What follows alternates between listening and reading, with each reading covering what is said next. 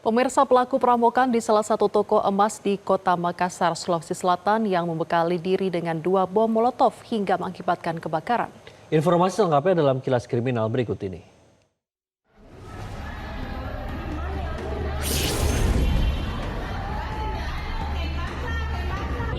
Pelaku perampokan di salah satu toko emas yang ada di pusat pertokoan emas di Kecamatan Ujung Pandang, Kota Makassar, Sulawesi Selatan, tertangkap basah oleh warga.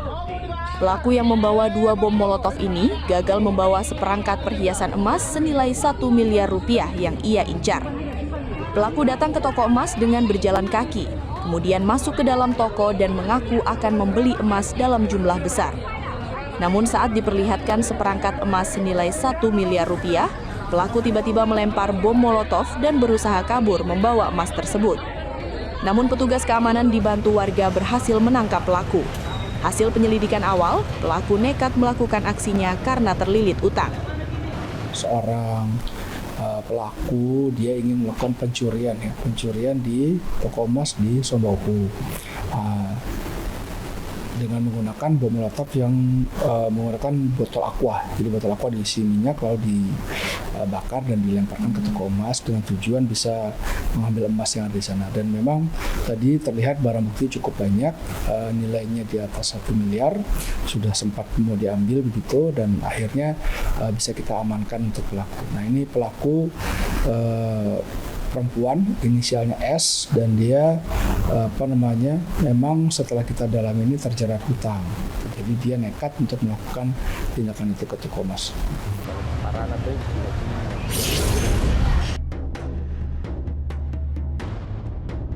Satres Narkoba Polres Metro Jakarta Selatan menggerebek laboratorium ganja skala rumahan di kawasan Jagakarsa. Rumah milik pasangan suami istri yang berprofesi sebagai konten kreator ini disulap menjadi tempat pembibitan dan produksi liquid ganja. Pengungkapan ini berawal dari informasi warga yang kemudian ditindaklanjuti petugas.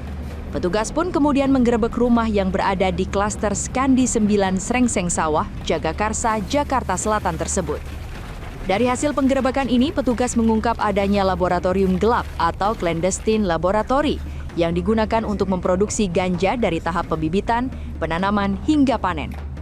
Petugas menyita ganja kering, serbuk sari ganja, hingga liquid ganja siap pakai.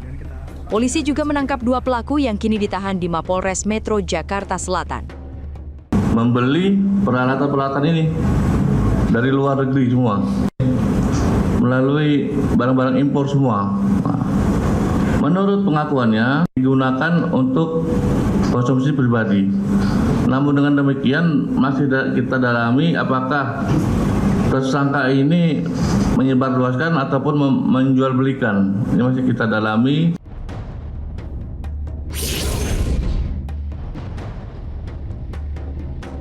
Seorang karyawan ditemukan tewas di dalam gudang di kawasan Jalan Inhopteng, Astana Anyar, Kota Bandung, Jawa Barat.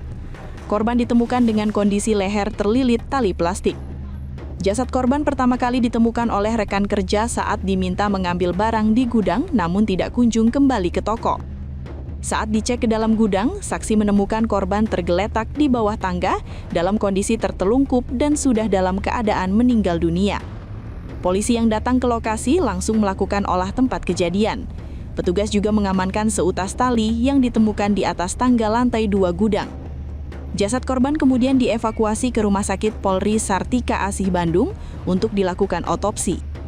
Kami temukan ada cukup banyak darah yang berceceran di sekitar korban. Tapi kami pastikan bahwa yang darah itu mengalir atau keluar dari luka yang diakibatkan, yang diduga diakibatkan benturan kepala dengan tangga. Jadi kami masih menduga bahwa ada benturan kepala korban yang jatuh, kemudian mengenai tangga, nah dari situ keluar darah. Jelajahi cara baru mendapatkan informasi. Download Metro TV Extend sekarang.